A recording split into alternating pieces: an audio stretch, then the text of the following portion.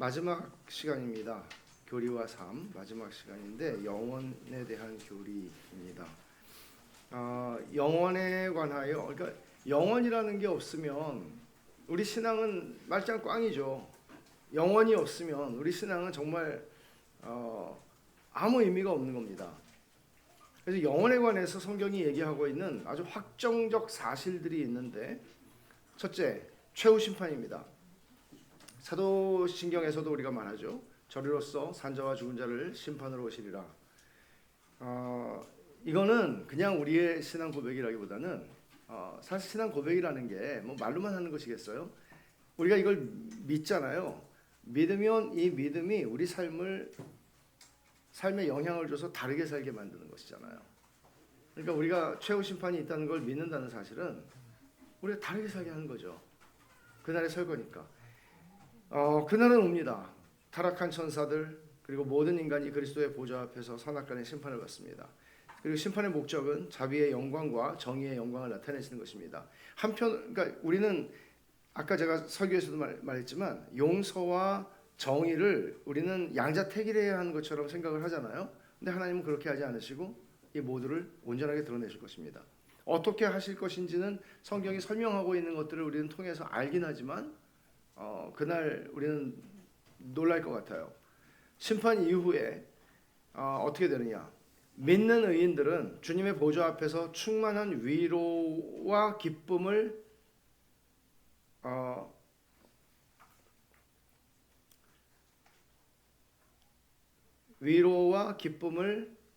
얻는 영생을, 그리고 하나님을 모르고 복음에 순종하지 않은 악인은 주님의 존전에서 쫓겨나 영원한 고통과 파멸의 형벌을 받는다.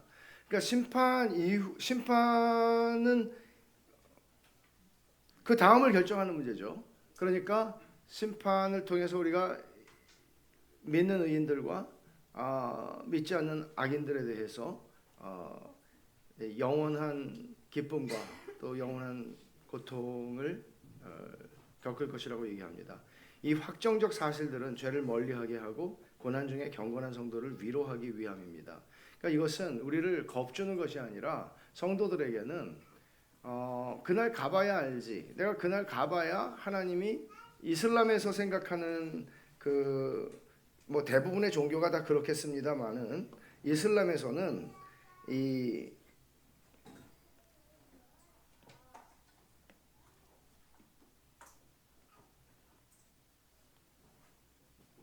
저울이 있는데 마지막 날 이렇게 저울에 달아서 선행이 악행보다 1%라도 많으면, 이렇게 기울어지면, 그러면 그 사람은 천국에 가요.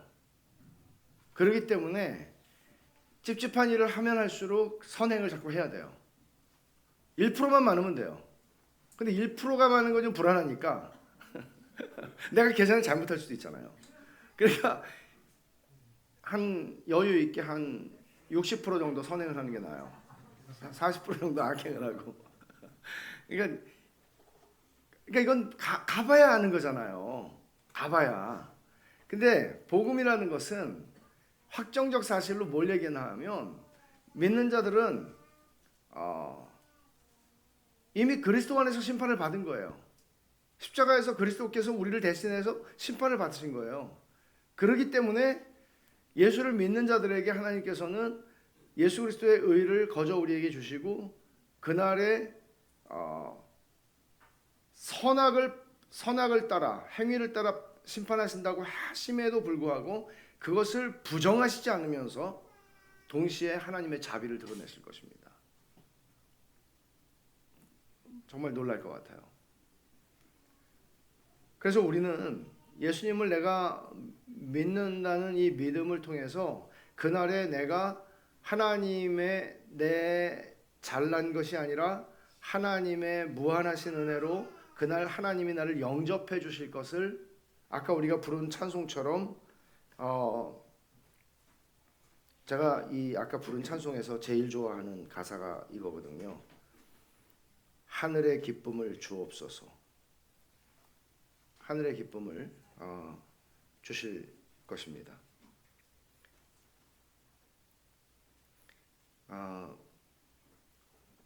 그날을 모르는 우리는 아멘, 주 예수여 오시옵소서라고 구할 뿐입니다. 그날이 언젠지도 모르니까. 만약 영혼에 대한 교리, 죄송합니다. 오늘 오자가 되게 많은데 제가 아파서 그렇다고 생각하세요.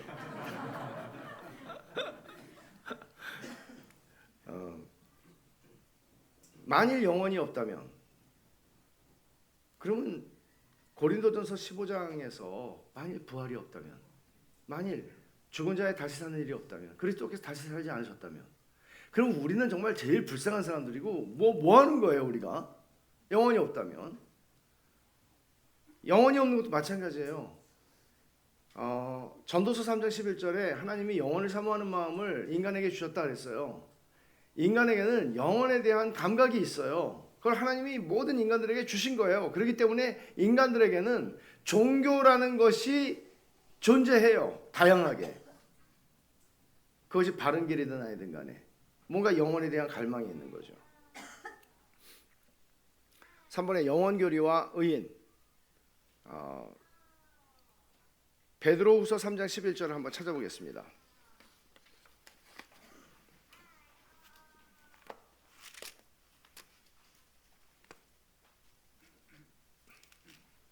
베드로후서 3장 11절부터 13절입니다. 이 모든 것이 이렇게 풀어지리니 너희가 어떠한 사람이 되어야 마땅하냐. 거룩한 행실과 경건함으로 하나님의 날이 임하기를 바라보고 간절히 사모하라. 그날에 하늘이 불에 타서 풀어지고 물질이 뜨거운 불에 녹아지려니와 우리는 그의 약속대로 의가 있는 곳인 새 하늘과 새 땅을 바라보도다. 우리가 영혼에 대해서 알고 믿는 내용은 우리의 오늘의 생활, 삶에 영향을 주죠. 그러니까 여기서 베드로가 말하는 것은 그날이 임하기를 바라봐야 되는데, 이것과 관련해서 뭐라고 얘기를 하나 하면 너희가 어떤 사람이 되어야 마땅하냐. 거룩한 행실과 경건함으로 그날을 바라봐야 되지 않니? 그러니까 우리가 영혼에 대해서 성경이 말하고 있는 확정적 사실들에 대해서 이해하고 있고 그것을 믿는다고 고백한다면, 그럼 우리는 그날에, 제가 다시 말씀을 오해하는 부분이 뭔가 하면, 기독교는 언제나 값싼 은혜의 복음으로 오해받기 쉬워요. 이게 뭐 보네포가 20세기 중반에 독일 기독교를 향해서 값싼 은혜의 종교가 되어버렸다라고 지적을 했던 것을 떠나서, 기독교는 내가 열심히 고행을 하고 수도를 하여서 그리고 선행을 하여서 구원을 받는 게 아니에요. 그렇기 때문에 언제나 아주 싸구려 은혜의 종교로 오해되기 십상이에요. 난 예수 믿어, 구원받았어. 그러니까 난 어떻게 살아도 마지막에 그렇게 하나님이 나를 모른다고 하지 않을 거야 라고 생각을 하는 거죠. 그러나 성경이 조심스럽게 우리에게 접근하는 것은 뭔가 하면, 참된 믿음은 순종을 만들어낸다는 것이죠. 참된 믿음은 순종을 만들어낸다는 것이죠. 제가 그 참신앙과 거짓신앙이라고 하는 그 책을 보면 굉장히 이 참신앙과 거짓신앙을 구별하는 문제, 이런 문제들을 접근하다 보면 우리 자신들이 스스로 자꾸 성향이 율법주의적으로 이렇게 가기가 되게 쉽거든요. 그러니까 하나님의 은혜의 영역을 축소하는 것처럼 느껴지기가 쉬워요. 근데 그런 그 균형이 필요하거든요, 우리는. 그럼 우리는 이런 질문을 해야 되는 거죠. 자꾸 자기 자신을 의심하라는 것이 아니라, 내가 참된 믿음 안에 있는 것인가? 내가 참된 믿음 안에 거하는 것인가? 이런 질문들을 우리는 해야 되는 것이죠.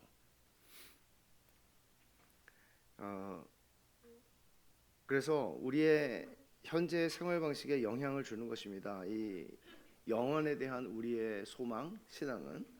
그리고 우리가 영원 교리는 장래에 소망을 주는 진리이자 지금 여기에서의 우리의 삶을 이해하는 해석의 틀이 돼서 이 말이 되게 중요한 말이거든요. 그러니까 우리는 만약에 영원에 대한 교리가 없다면 이렇게 될 거예요.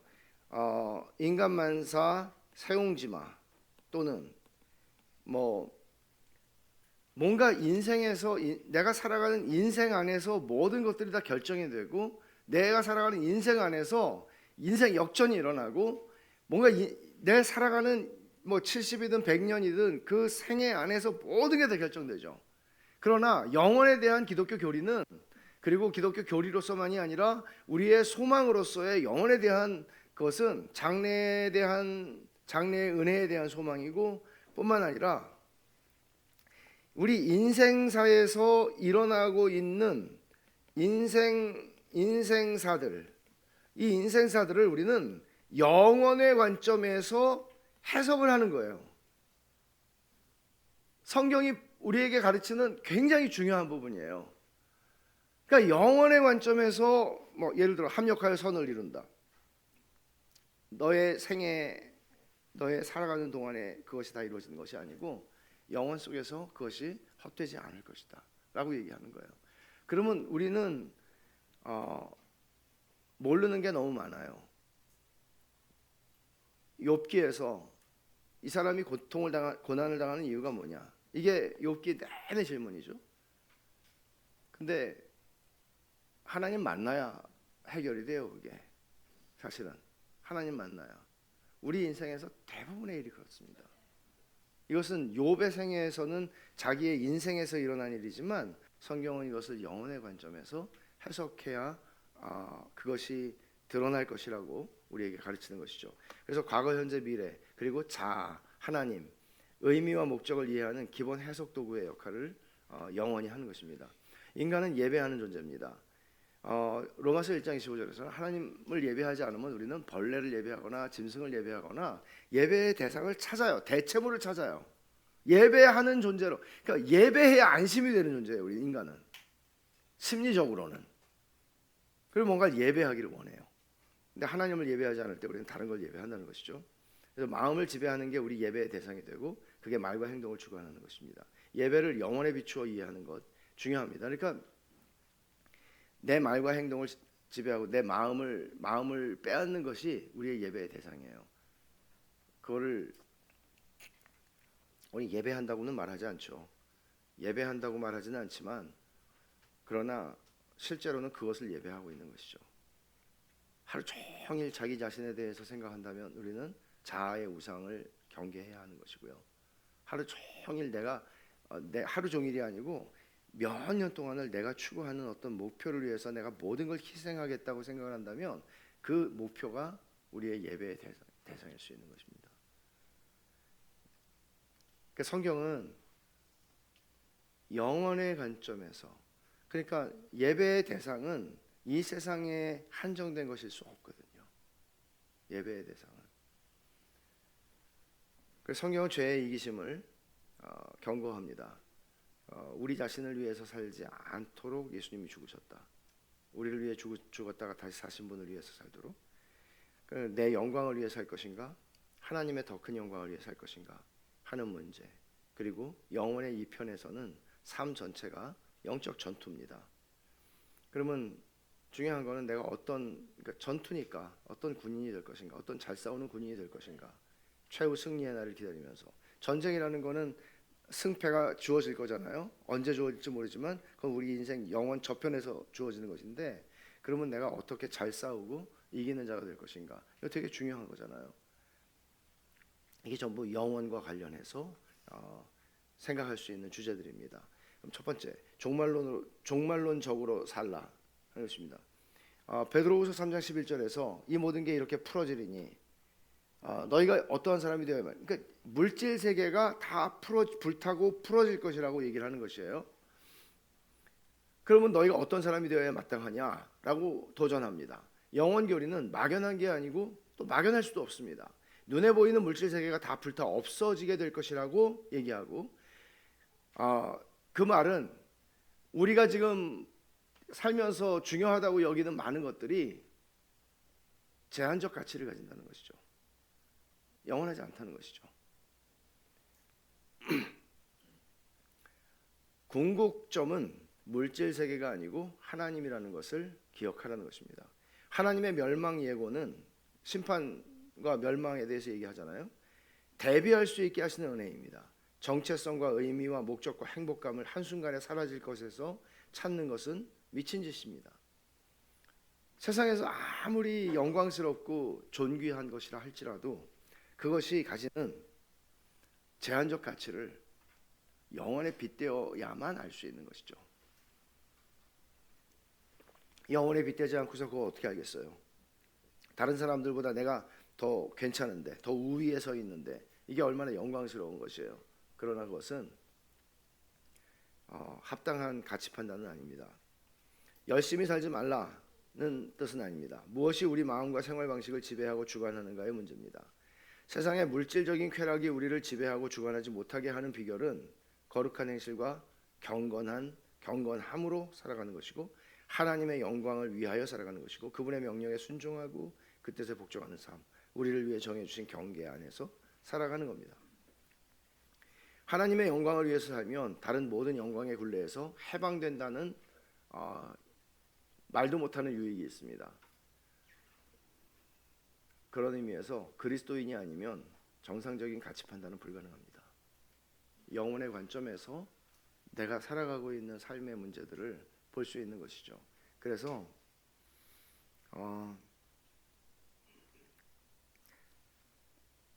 우리가 진지하게 살아가야 되지만 자기 자신의 실수에 대해서도 우리는 조금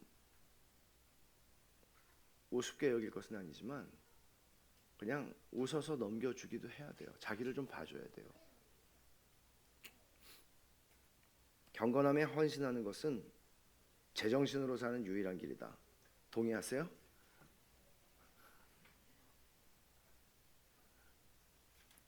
부부관계, 자녀 양육, 직장생활 모든 영역에서 우리 목표는 경건함을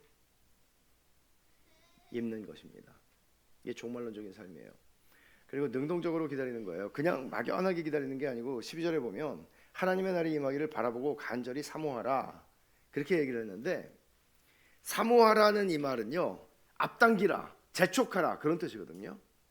그럼 굉장히 적극적인 태도죠 이게. 그래서 여기서 기다리는 것은 거룩한 행동을 통해서 영원한 결과를 낳는 것이고 하나님은 일어날 일도 정하시지만 발생하는 수단도 정하세요. 그러니까 어떻게 내가 하나님이 정하신 때를 내가 앞당겨?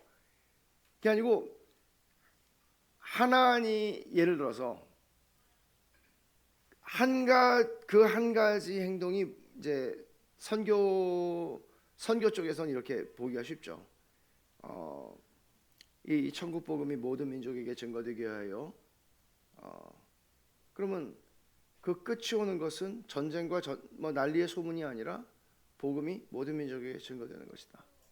그래서 복음을 전하는 것 이런 것들도 마지막 날을 기다리는 한 가지 태도라고 볼 수 있어요. 근데 오늘 본문에서는 거룩한 행실과 경건함으로 사는 것이 그날을 앞당기는 것이라고 얘기를 하는 것이죠. 영혼을 내다보고 행동하라. 부르짖는 거, 간구하는 거, 아멘 주 예수의 오시옵소서. 그리고 하나님 나라에 헌신한 백성의 수고, 전도, 선교 등등입니다. 하나님의 약속을 붙드는 것도 중요합니다. 13절에 우리는 그의 약속대로 의가 있는 곳인 새하늘과 새 땅을 바라보도다.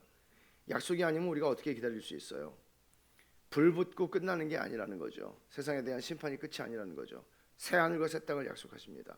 큰 불 이후에 믿어지지 않을 만큼 아름다운 새하늘과 새 땅을 주겠다고 하나님이 약속하십니다. 영원한 무적의 의, 이 무적의 의라는 것은 더 이상 무너질 수 없는 의로움이라는 거죠. 그것이 우리에게 약속되어 있습니다. 영원한 샬롬이 회복될 것입니다. 우리는 이 세상에서 불의 때문에 너무나 고통을 많이 당하고 살잖아요. 그러니까 불의한 일들이 일어나지 않으면 왜 힘들겠어요? 근데 권력을 가진 사람이 불의하게 행동해요. 그리고 조그만 권력을 가진 사람도 불의하게 행동해요. 유치원에서도 초등학교에서도 불의한 친구들에 의해서 고통을 당해요. 평생 인간 사회를 고통 가운데 집어넣는 것은 불의함이에요. 그것 때문에 우리는 너무나 고통을 당하죠. 근데 그 불의함이 사라지는 것입니다. 이것이 하나님의 약속이에요. 그리고 영원교리와 불의한 자, 조금 아까는 의인이죠. 영원교리와 의인, 지옥교리를 얘기하는데 악을 향한 의로운 심판이 있고 형벌이 따를 것이라고 성경 분명히 얘기합니다. 부인할 수 없는 사실은 최후의 심판과 최종 형벌의 장소인 지옥입니다. 영원의 어두운 이면에 대한 진리를 우리에게 이렇게, 왜 지옥에 대한 얘기를 하나님이 하시는가? 그 이유가 뭘까? 그러면 그것은 우리를 사랑하셔서 그렇게 하신다는 것입니다. 그러니까 겁을 주는 목적이 아니라 우리를 사랑하셔서, 이것이 우리에게는 주님을 섬길 수 있는 부정적인 의미에서 동기로 작동을 하는 면도 있죠. 예를 들어서 전도 폭발해서 전도를 배우면 이렇게 하죠. 당신 지금 죽으면 천국에 들어갈 수 있는 확신이 있습니까? 이렇게 물어보잖아요.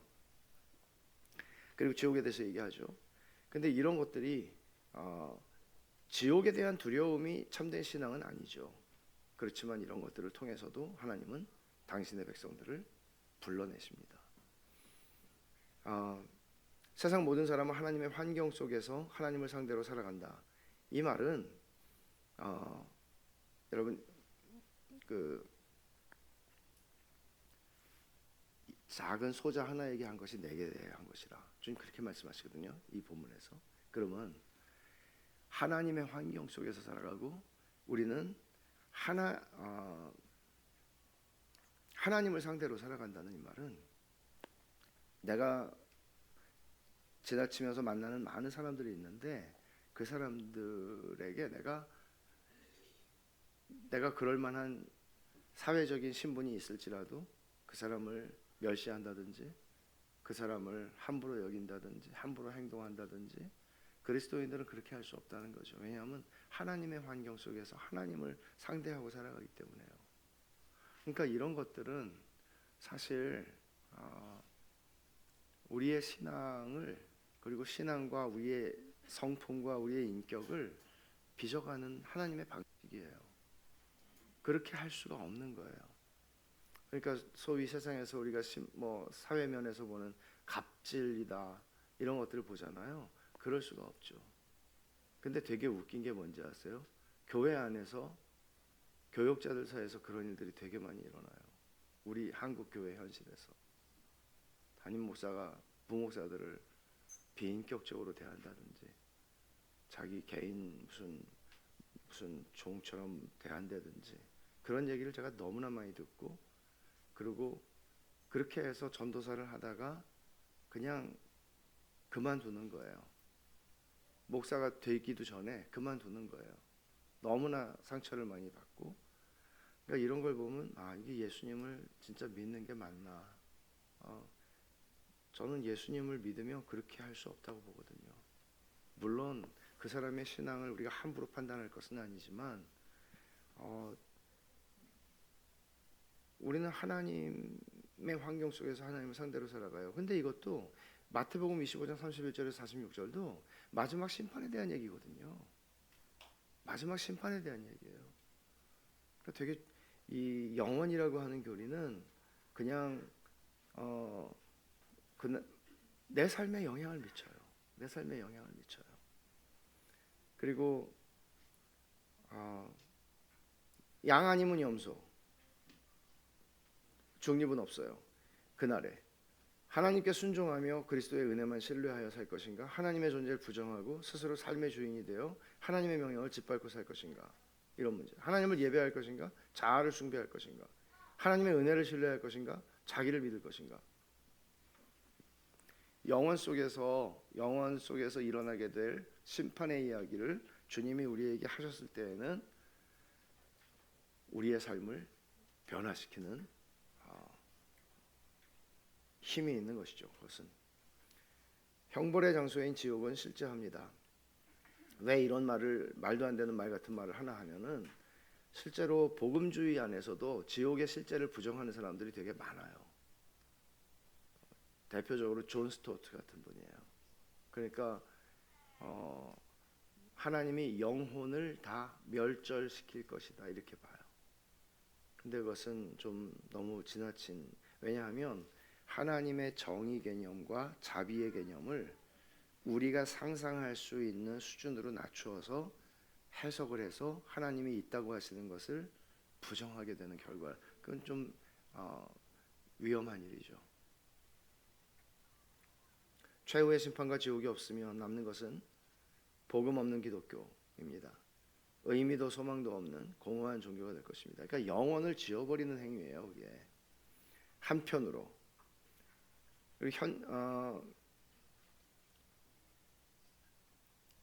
영혼의 창문이 없는 사람은 세상에 붙들린다, 이런 말을 폴 트립이 현재를 이기는 능력 영혼이라는 책에서 했는데, 영혼의 창문이 없는 집에 살고 있다고 생각해요. 창문이 없는 집 자체가 답답하죠. 근데 영혼의 창문이 없는 삶을 살아가는 사람은 세상에 붙들릴 수밖에 없죠. 비교할 수 있는 게 없잖아요. 소망이 없잖아요. 지옥의 참담함은 세 가지가 어우러진 결과인데, 첫째, 하나님에게서 분리되고, 둘째, 인간성이 상실되고, 셋째, 고통이 끝없이 계속되는 것입니다. 하나님에게서 분리된다. 하나님이 잠시라도 당신의 임재와 능력을 거두신다면, 우리는 하나님에게서 완전히 분리된 세상을 경험하지 못했어요. 왜냐하면 햇빛이 주어져도 안 믿는 사람 믿는 사람 똑같이 주어지니까. 근데 하나님이 완전히 당신의 임재를 거두시는 거예요. 그러면 그게 지옥이죠. 평생 너는 나와 분리되어 살기를 원했으니 이제 영원히 그 상태로 살 것이다. 지옥입니다. 인간성이 상실되는 것. 인간은 하나님을 사랑하고 예배하고 의지하는 관계 속에 살도록 지어졌는데, 죄는 이런 인간성을 말살하는 것입니다. 그러니까 하나님의 임재가 완전히 거둬지는 거죠. 그러니까 하나님하고 완전히 무관한, 같은 말이에요. 그다음에 고통이 끝없이 계속된다. 영원한 형벌이 임하는 이유는 평생 매 순간 그들이 창조주께 반항해왔기 때문입니다. 그래서 지옥은 존재한다고 말합니다. 하나님은 은혜로 우리에게 영원을 엿듣게 하십니다. 그렇게 우리를 가까이 부르시고 끝까지 안전하게 지키십니다. 그러니까 엿듣게 한다는 이 표현은 이런 거죠. 영원히 지금 내가 살아가는 이 물질 세계만큼이나 선명하게 보이면 그러면 뭐 대단하죠. 근데 우리는 계속 듣습니다. 그래서 그것이 우리를 변화시킵니다. 일상의 적용이에요. 일상생활 속에 영혼의 교리를 어떻게 적용할 것인가. 영혼이 당신의 일상을 바꾸고 있는가. 여러분 생각해 보세요. 최후의 심판이 여러분의 삶을 바꾸고 있습니까?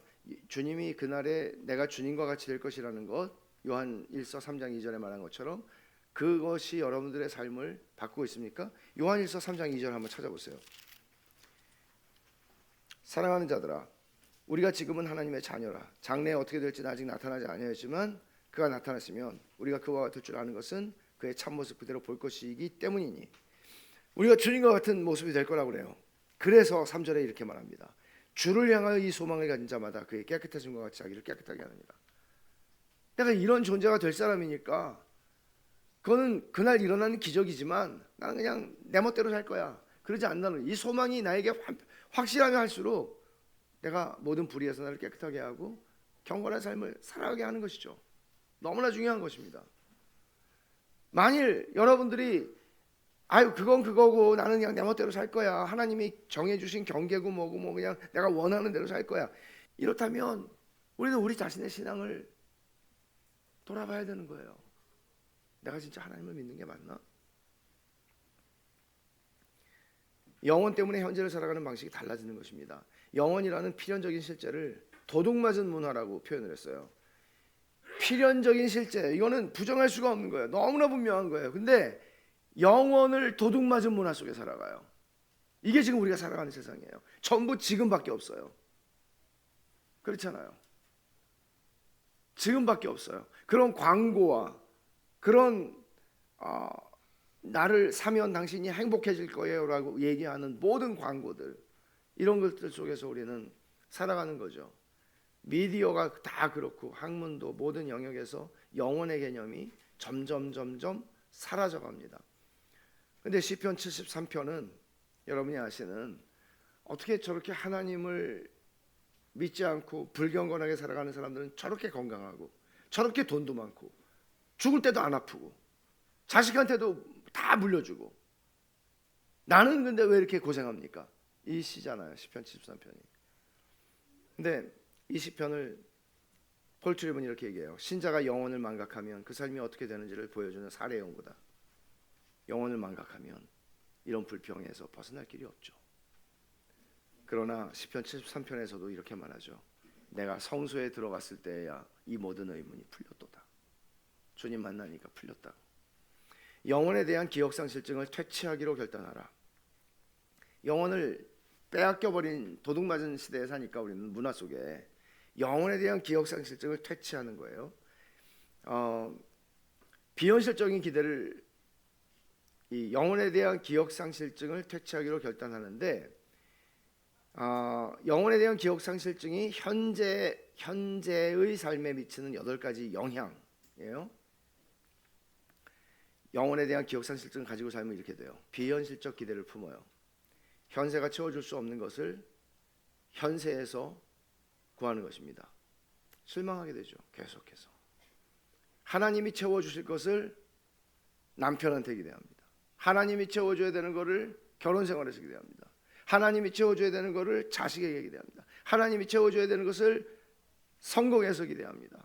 실망하죠. 과도히 자아에 몰두합니다. 자아에서 해방될 수가 없어요. 자아 숭배예요. 자아에 몰두하는 삶은 평안과 자족에 이르지 못하죠. 사람에게 너무 많은 걸 바라게 돼요. 사람이 줄 수 없는 걸 사람한테 구하는 거죠. 과도히 통제하려 하거나 두려움에서 헤어나지 못해요. 채워지지 않는 갈망, 달갑지 않은 문제는 하나님이 우리를 잊으셨거나 우리를 저버렸다는 증거가 아니라 우리가 다른 더 나은 세상을 위해 지어졌다는 증거인데 이걸 못 보죠. 하나님의 선하심을 의심합니다. 나와 세상을 향한 하나님의 의중을 알아야 하는데 알지 못하죠. 하나님의 내게 일어나는 모든 일로 하나님의 선하심을 재요. 그러나 로마서 8장 32절은 뭐라고 얘기해요? 그 아들을 아끼지 않고 내어주신 이가 어찌 그 아들과 함께 모든 것을 너희에게 주지 않겠느냐. 그 아들을 주심으로 당신의 선하심을 증명했다고 얘기해요. 감사보다 낙심이 많아지는 건 분명하죠. 그러니까 만약에 여러분들이요, 나는 왜 이렇게 낙심이 많고 불평이 많은가? 그러면 영원히 여러분들에게 크게 영향을 못 미치는 거예요. 의욕과 희망이 없어져요.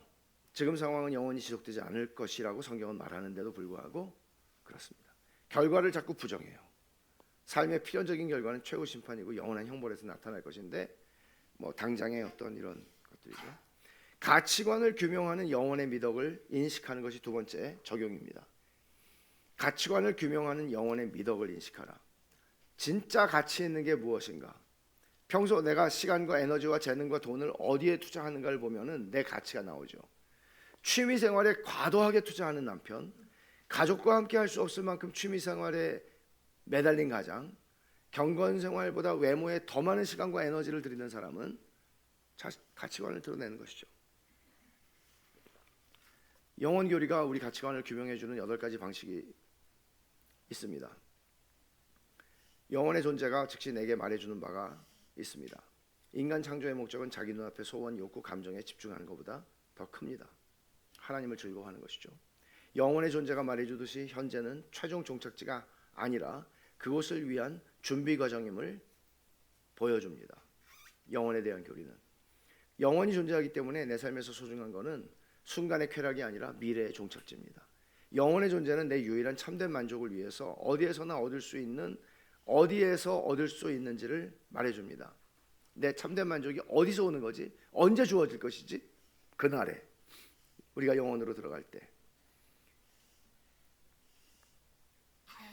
영혼 교리는 물질주의의 허위와 기만을 폭로하고 오직 그리스도 안에서만 참된 만족을 얻을 수 있다고 말합니다. 영혼의 존재는 내 자원을 어디에 투자해야 최고의 수익을 낼지를 보여줍니다. 위의 것을 찾으라. 골로새서 3장 1절에 말하죠. 영혼의 존재는 무엇이 정말 중요한지 경고하여 내 가치관을 규명해 줍니다.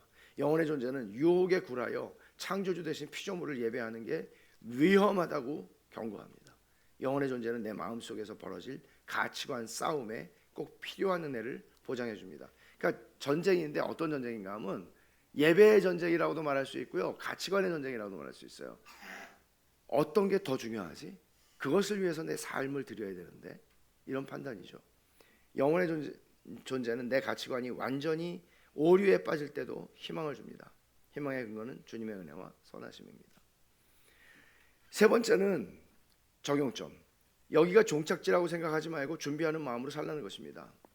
이거는 뭐 성경이 수도 없이 말하고 찬송가도 정말 많이 말하죠. 준비하는 시간이라고. 그래서 청교도들이 아주 인상적인 그런 말을 하는데, 인생을 그들은 탈의실에 비유했어요. 탈의실, 예를 들어서 탈의실, 어디 탈의실이 있어요? 수영장에 탈의실이 있겠죠. 그러면 수영복으로 갈아입는 방이잖아요.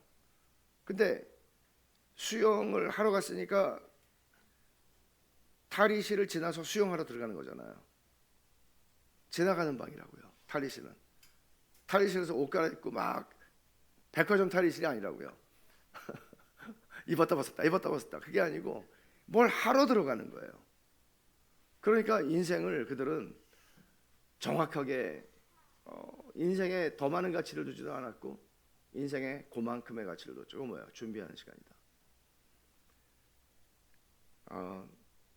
신자에게 문제는 분주함에 쫓겨 아무 생각 없이 하루하루 사는 것입니다. 생각해야 되는 거죠. 내가 영혼을 위해서 지금 준비하는 시간들을 보내고 있는 거지. 지금은 종착지에 도달하기 위한 훈련과 여정의 시간이지, 종착지가 아님을 알게 되면 현재의 고난은 절망적 고난이 아닌 희망이 있는 고난임을 알게 된다. 큰 위로죠.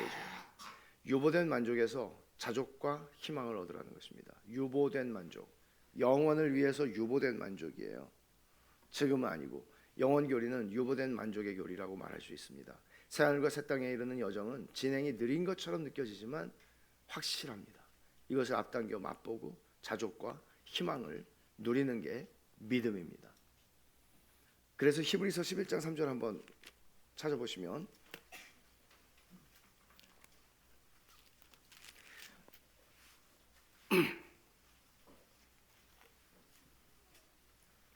이 사람들은 나 믿음을 따라 죽었으며 약속을 받지 못하였으되 그것들을 멀리서 보고 환영하며 또 땅에서는 외국인과 나그네 임을 증언하였으니. 약속을 받았죠. 근데 약속이 완전히 성취되는 걸 보지는 못했어요. 근데 약속 안에서 앞당겨서 그것들을 맛볼 수 있었어요. 믿음 때문에. 또 여섯 번째, 복음의 고집스레 헌신하라. 성화된 고집으로. 되게 재밌는 표현인데, 눈치도 성화가 돼야 되지만 다 성화가 돼야 돼요. 고집이 성화가 안 되면 옆에 사람들을 되게 피곤하게 하고 힘들게 해요. 고집불통이라고 그러잖아요. 성화된 고집으로 냉소와 절망에 굴하지 말고 영원을 바라보라는 것이죠. 성화된 고집은 무슨 일이 있어도 하나님의 약속을 믿고 순종하며 그 안에서 안식하게 합니다. 고집스레 헌신하는 것, 복음에 헌신한다는 것은 뭐 내 삶을 나가서 막 뭘 하는 이런 게 아니고, 고집스레 복음에 헌신하는 것은 내 삶에서 일어나는 절망과 낙심과 모든 것들과 내가 싸우는 것입니다. 하나님의 약속을 믿기 때문에 안식하는 것입니다. 교회 생활, 결혼 생활, 자녀 양육, 직장 생활, 우리 삶의 모든 영역에서 낙심할 일이 쌓였습니다. 근데 그때 이기적인 고집이 아니라 성화된 고집으로 우리는 그 시간들을 이겨나갑니다. 그리스도께서 은혜로 고집스레 헌신하시기에 우리의 고집도 성화되어 영혼을 품을 수 있는 것입니다. 이제 7번 마지막, 예고편을 계속 보라. 영혼의 예고편은 구원 이야기의 기승전결을 다 보여준다. 이야기의 주인공을 친밀히 알게 해주고 이 놀라운 구원의 드라마에 걸맞게 사는 법을 말해주며 마지막 장의 영화로운 영광도 보여준다. 예고편을, 영화 예고편을 정말 잘 만들면 보고 싶겠죠, 당연히. 근데 성경이 우리에게 보여주는 영혼에 대한 예고편도 더 이상 잘 만들 수 없을 만큼 잘 만들어진 예고편이에요. 그 예고편을 봐야 돼요, 계속.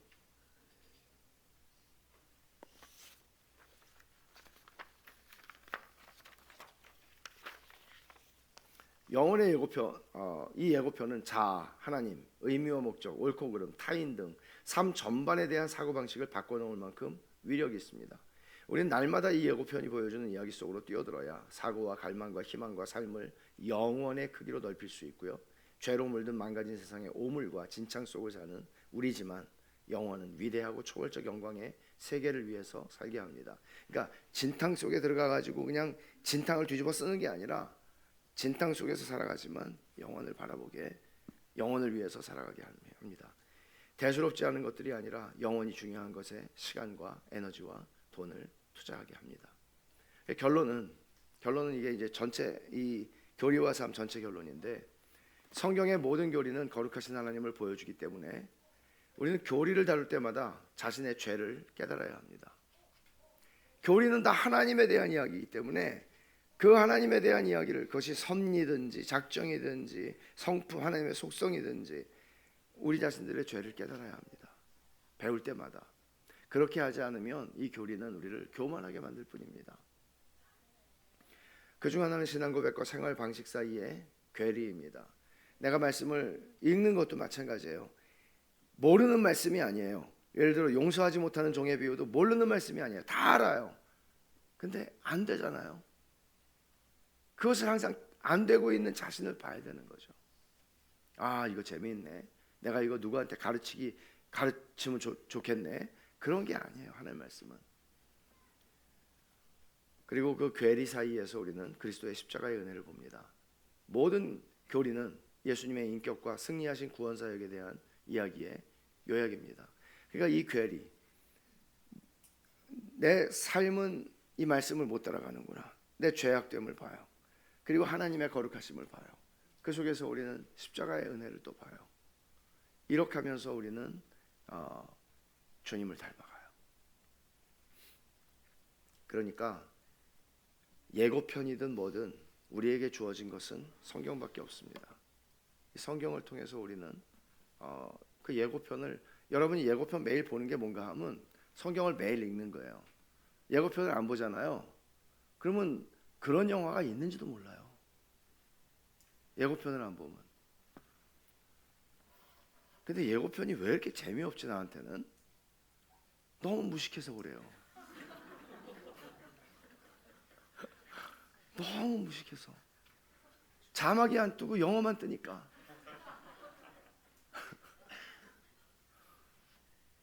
성경을 사랑해야 돼요. 에드윈 호더라고 하는 분이 1863년에 쓴 찬송시인데 이렇습니다. 주의 말씀은 동산 같아서,